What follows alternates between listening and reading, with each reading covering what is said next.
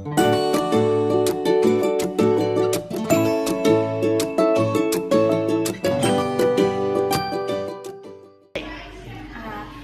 my baptism day. I'm nervous a little, but I'm so excited and happy.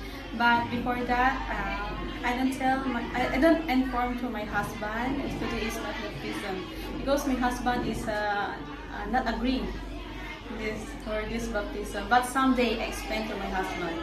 Maybe, hopefully, my husband is understand why I can do this. Now I'm baptized. I feel so happy. My heart was so happy because now I belong to God, and now I'm proud to say I'm a child of God. That's it.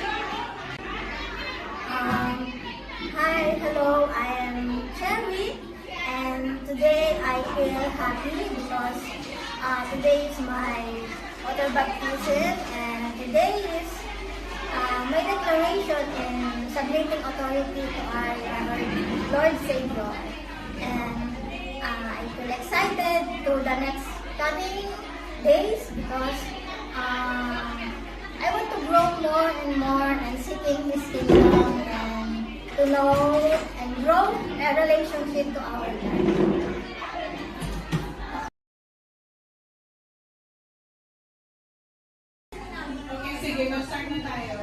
Okay, tatalikod namin nila siya kayo magsasabi ng stop, hindi namin kayo titingnan.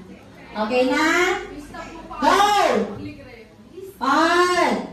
Magbilang ka naman, partner. 1, 2, 3, 1, 2,